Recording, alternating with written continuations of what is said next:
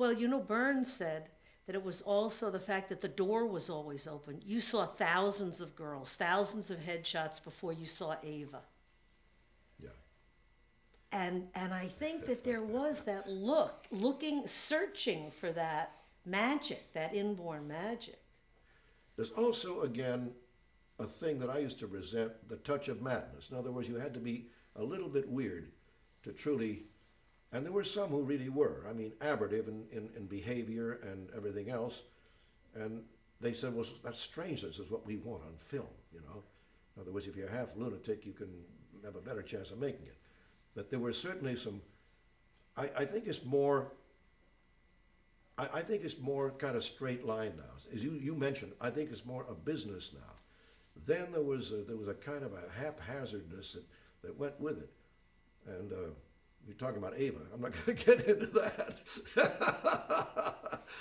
But, she had all those wish fulfillments of bullfighters and all that stuff, and blood and death and sand. And she told me once, I can remember, I was having Naples, we were at the Naples having dinner with a stuntman. I just come back from making a bullfight picture. And I had I had a napkin out. I was doing the Chiquilinas and the Arruzinas, and she was catty-cornered across at the other table, and she looked at me. She says, Bobby? I said, yes, Ava. She said, just finished the bullfight picture. I said, yes. And she looked at me and says, how does it feel to face death?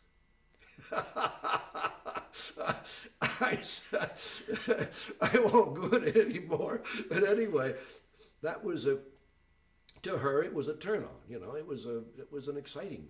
In other words, I was pretty boring before I'd made the picture in quotation marks facing death, and and she liked bullfighting, and I'm going to get the hook and get off. So there you are. Well, it's also the almost the way models are today. There were all of these headshots. If you read how people were discovered, the women, it was all, I don't know how they discovered the men, but the women, it was all headshots. And Burns said that when Ava came into her room and sat on the sofa, she remembers that she hated to wear shoes, and she took her shoes off, and her feet were as beautiful as her face and as perfect. And you see that desire for perfection. She was probably the most beautiful.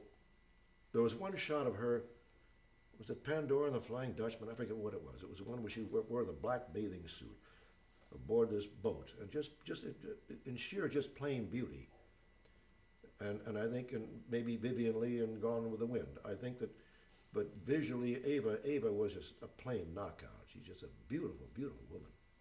Right, but not a secure person. Well, being secure, that's another world. I don't know. Secure, she was pretty much master of her own fate. She did every bloody thing she wanted to do, no matter how crazy it was, but she was a movie star. And had the ability, I don't know who told me this, but had the ability, for instance, in Showboat, to go on a set where there's just like front of a boat. Yes. And if you looked off the side frame, you were in the middle of like some kind of mud hole. And yet to project herself as this, I mean, where did that, was that really the skill of like somebody like Burns who could make them believe that? I mean, Van Johnson said he never went on the set without running his lines with Burns. Was it somebody like that who would get you into that spot? Well, Lillian was wonderful, and she was wonderful with actors. I think she understood actors better than anybody in the whole wide world. But I also think that there is a feeling of self-aggrandizement, a feeling of when you become a performer, that you are not God Almighty, but you are almighty, and you can take what you have got, your wonderfulness, and you can project that and make whatever you can be on an empty stage and still be, you can radiate this wonderfulness. And I'm sure that doesn't take too much imagination, because especially with a beautiful woman, she can believe all of that anyway. Lillian was wonderful with people. I remember her because Rosemary knew her. She'd come by the house quite occasionally. But those were the great days of the major studios, and she was terribly, terribly important. And she knew more, as you were mentioning, she knew more about young talent, and she could pick them out, and she would direct the tests, and I think the business right now needs somebody like her. It's too bad she's gone. Well, you know, she would say things to us like, Elizabeth Taylor, I said to Mayer, she was born to ride that horse. And it's just like, no, they probably just threw her up on the horse. Go! You know, like, no doubles. Go. That's another thing Janet says. Yeah. Oh, Janet, we're going to put you in this outfit. You're going to ride on the horse. She said the damn horse went away with her. Well, of course, it's going to happen to Elizabeth. I mean, her back was ruined, you know, on that darn horse. And she spent the rest of her life, you know, sleeping on boards and things because her back was wrecked from the giant. Was it? No. What was the picture she made? The first one when she was 12 years old. National Velvet. National Velvet. Yeah, National Velvet. Right. But there's another side. Now, here are these people who are so precious, yet they, you know, in the early days, they didn't even think about having doubles. They were supposed to know how to do all of this stuff. You know, Janet said she was jumping one day. She said she always got injured on Saturdays because she was tired.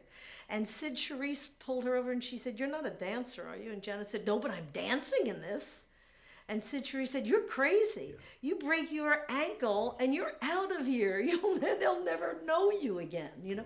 So it is interesting that once you had that chance, and it really had very little to do with money, because you had very little money. But there was an innocence, maybe stupidity that went with it too. In other words, they didn't really take care of them in the sense that they could really be hurt.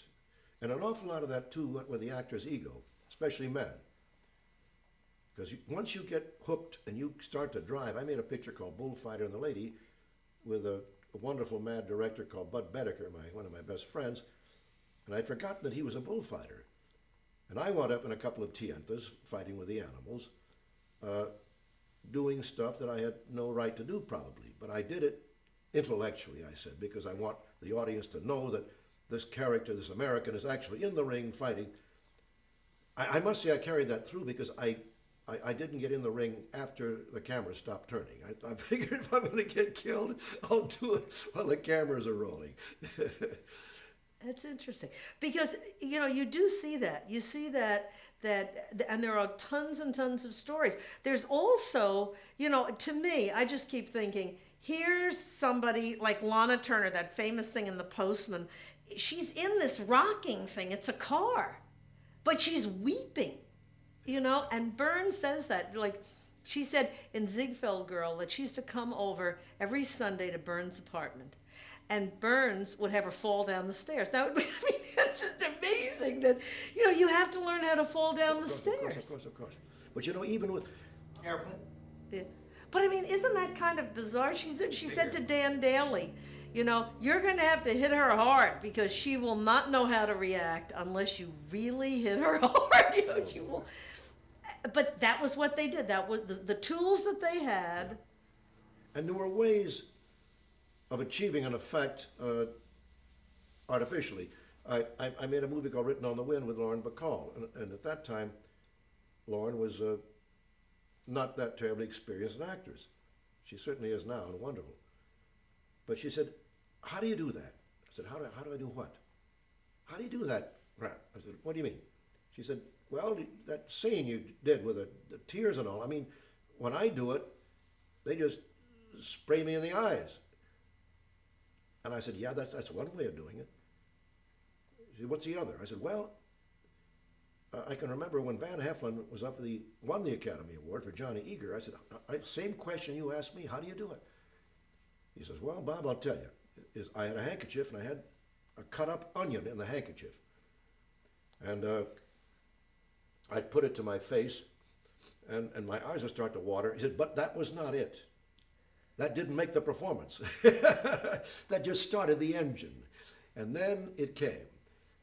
And I told Lauren, I said, "You know, I don't know. You play the scene, and if it works, it comes. I don't know. I don't believe in spraying stuff in. But I'm rambling, but, you know, it's a crazy business. In other words, you can achieve an effect in a number of ways. But when it always works best is from the inside out, you know, and